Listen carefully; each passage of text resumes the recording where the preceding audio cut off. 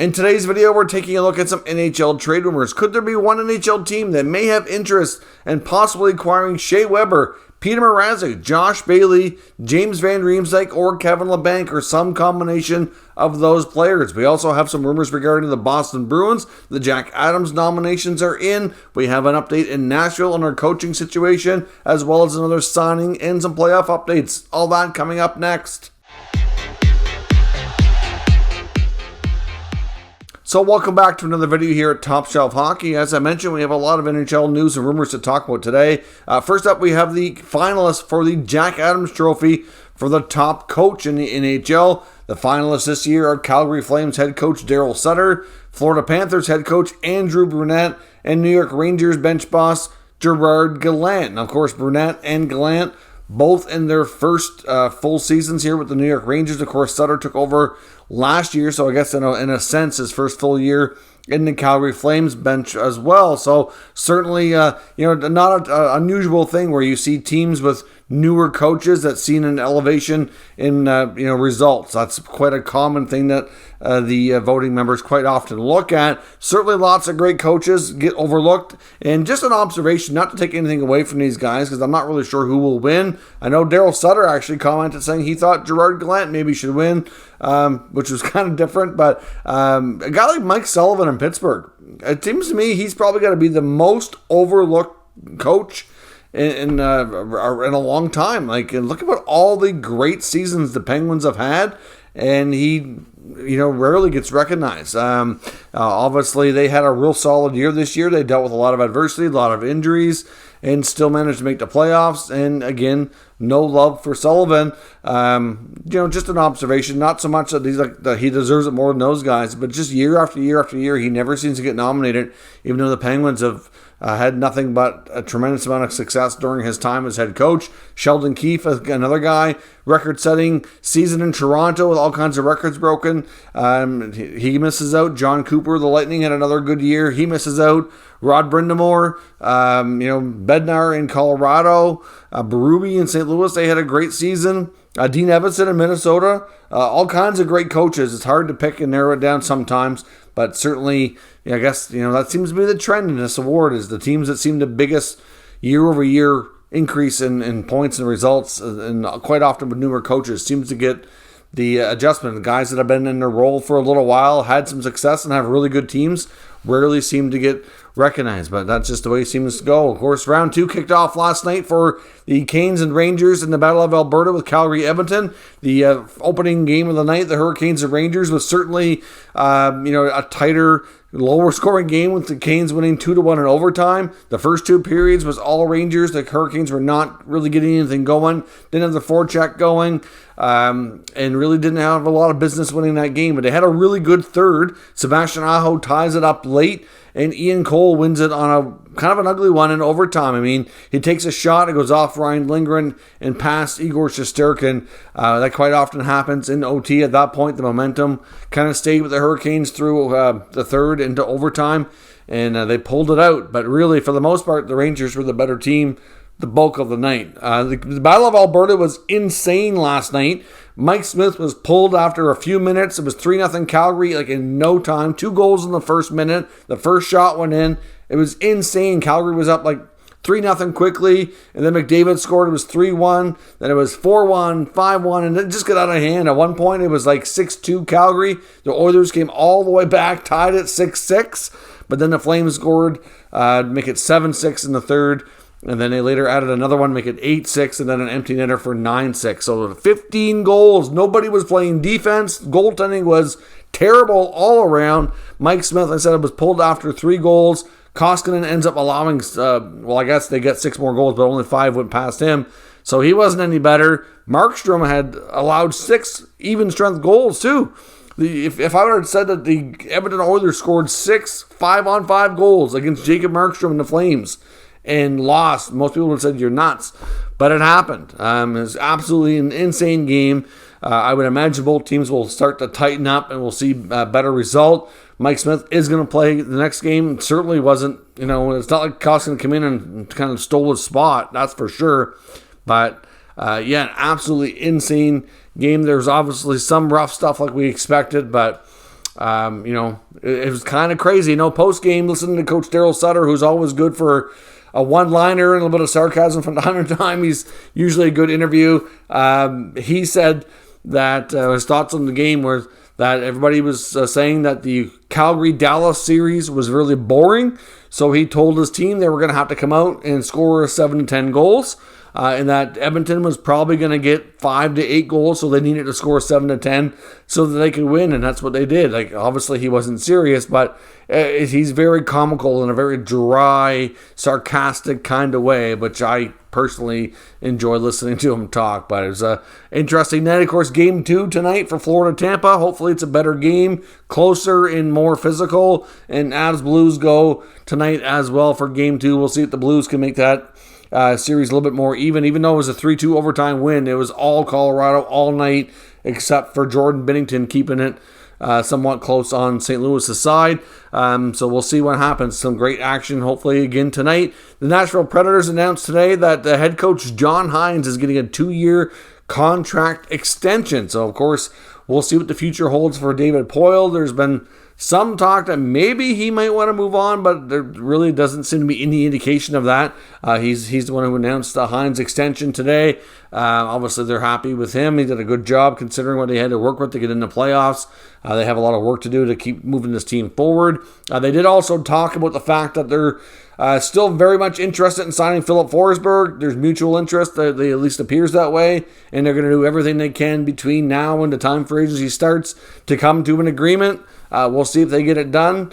You wonder why it's taken so long, though, that the longer it goes, the more the odds kind of shift and the more likelihood that he'll leave, I guess. But we'll see what happens in Nashville. We saw a signing today in Philadelphia. They announced the signing of defenseman Nick Seeler. He gets a 2-year deal, just above league minimum at $750,000. The first year's a 2-way deal. The second year's a 1-way deal. One's a $725, one's $775, and it averages it out at $750. He's basically like a number 6-7D. Obviously not going to play every single game, but obviously he works hard, and for what the role he's given, it's a good salary. It's good for the cap. I know a lot of some Flyers fans, at least online, didn't seem to like it, but I'm like, really, if you look at, they have a lot of young D that might get a chance between next year and the year after, and this kind of takes the pressure off having to rush those guys that can play some, more important, bigger minutes at the lower level, the AHL, and see where things go. He's just not a bad depth piece to have around, really, for the price tag. I wouldn't be too worried about it either. I know one story that to me is really a non-story but seems to be making its rounds through social media, big debate, is of course Brady Tkachuk has been appearing at Calgary Flames games because of his brother Matthew being on the Flames, certainly. The whole Tkachuk family we know has been there supporting Matthew and cheering the Flames on. The fact that Brady's also an NHL player and wears the C as a captain of another NHL franchise, for some people seems to be an issue. The fact that he's repping the Flames and cheering his brother on and having some beer at the game. I just don't understand what the big deal is myself. I mean, for example, some people were sharing a picture of Brady, or actually a bit of a video too, of him going back to his seat. Coming back, he had a beer stuffed in each back pocket and one in his hand, high-fiving fans, had a red shirt on, which I believe was some kind of a Matthew Tkachuk t-shirt, I do believe. What's the big deal? For one, if you don't know the Tkachuk family, they do everything together, stick together at all. If Brady was the one in the playoffs and Matthew season was over, he'd be there watching him too.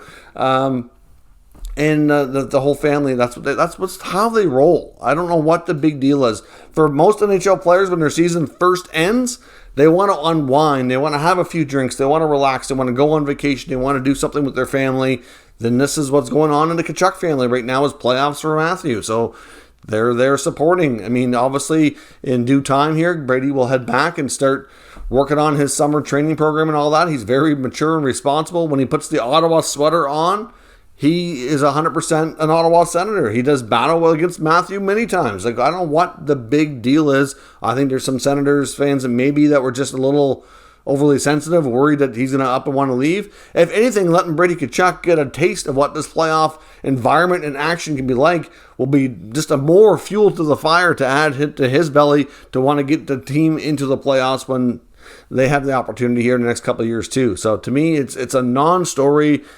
I don't even know why we're talking about it, but I felt the need to address it and talk about the fact that I think it's really not a big deal. The Boston Bruins announced today, Cam Neely announced that they are confirmed an extension is being worked on and should be done shortly for GM Don Sweeney. On the other hand, for Bruce Cassidy, it's not really 100% clear that he was going to be back.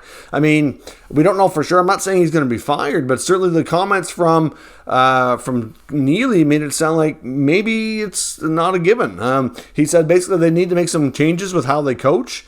So he did say that as much as he thought Bruce was a good coach, that they need to make some changes and do some things differently. So I'm not really sure what to make of those comments. He did say ultimately the decision would be on Don Sweeney, and that he and Don were going to discuss that here soon. So I don't know, and just kind of give an uneasy feeling, really. So I'd be interested to see. I mean, Cassidy has been there for quite some time. The team had a lot of success. I don't think the team kind of, falling back a bit here lately and not going as deep in the playoffs and stuff is really on him. But certainly Neely feels like they should be doing some things differently on the coaching side of it. So I guess we'll have to wait and see. Not a given that he's returning. The Bruins apparently do have mutual interest in bringing back Curtis Lazar, who's on an expiring contract. I know looking at an article here in The Athletic from Fluto Shinzawa, examining a lot of the moves we might see. He expects the possibility of Lazar getting re-signed. Of course, we don't know the Jake DeBrusk future. Still a possibility he's dealt because that trade request he made is still technically out there. He's agreed to think about it, but he hasn't really addressed that. He mentions Craig Smith as maybe being a trade target after having an abysmal playoff and not really showing up. He had no points at all in that first round series. And Nick Foligno, again, has not worked out. We saw what happened when he went to Toronto. Yes, part of it was injury related, but he did not work out in Toronto after leaving Columbus. Signs a free agent contract in Boston for a few years at $3.8 million. And he hasn't done much at all there. Like, since he's left Columbus, he's gone downhill hardcore and fast. So to me, Foligno could be a buyout candidate or a trade candidate with some retention or something. Like, either way, his career is coming to a close here quickly, given how his play has really fallen off the map. Now, as I mentioned off the top, is it possible that we could see one team that might be interested in guys like Weber and Mrazek and Josh Bailey, JVR, Kevin LeBanc?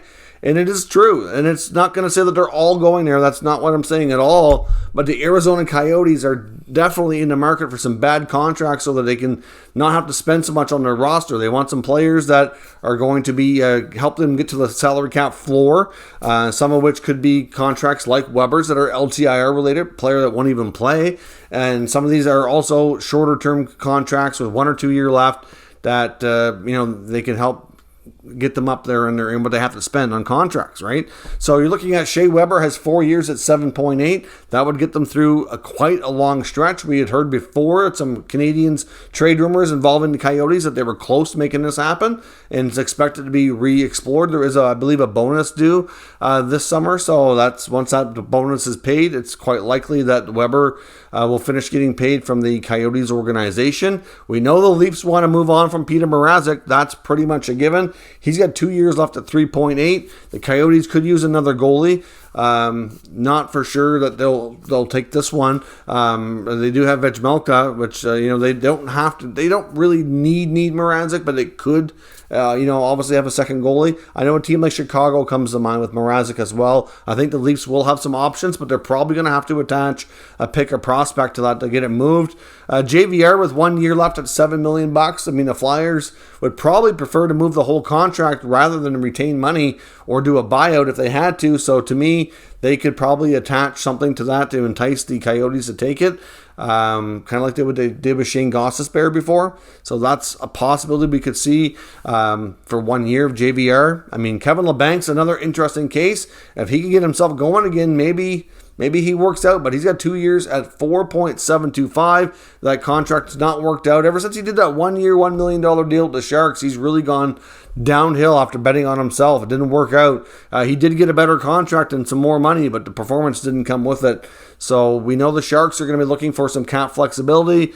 We talked before about Brent Burns maybe being a target perhaps of a few teams. I think the Dallas Stars make a lot of sense for Burns. We know he has a ranch in Texas, so where he has a lot of trade protection, that might be one of the teams he would agree to go to. We know they're likely losing Klingberg in free agency, and he's a right-shot defenseman that's still being pretty productive and doesn't have too much term left that, might entice them to be interested. So to me, I think Brent Burns to Dallas makes sense. LeBanc maybe going to Arizona, and suddenly like that, you get the Sharks could free up a good amount of money there and get like, $10, $11 million, 12, whatever it adds up to, $1 million in extra cap space. They may have to, a little bit of enticement there, but we'll see. Josh Bailey, the Islanders, 2 years at $5 million. We know that Lou and the Islanders desperately need space. I think it makes a lot of sense for Bailey to be a cap casualty.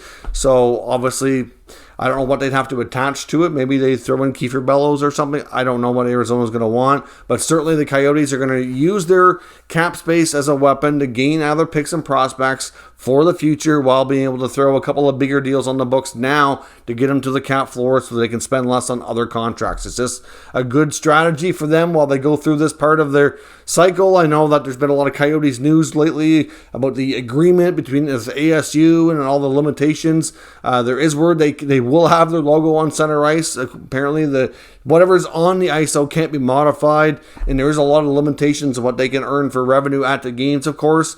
But I know that the recent piece that we've seen talking about that, to me, wasn't much of a story. There really wasn't much meat there, but we'll see. It's certainly not a great situation, but I do expect the Coyotes to be a busy team. Out of all these contracts, I don't think they're taking them all. I don't want to get the wrong idea, but I can see at least a couple of these going to the Coyotes via trade here between the draft and shortly thereafter when the beginning of free agency to get some deals going and get some more money on the books and help these teams out by gaining picks and prospects to help them out for the future. So let me know your thoughts on something discussed down in the comments. We'll discuss further. If you're new to this channel, make sure you subscribe and stick around. We'll keep you up to date with all the latest news, rumors, and analysis on all 32 NHL teams. Thank you for watching, and I'll catch you next time.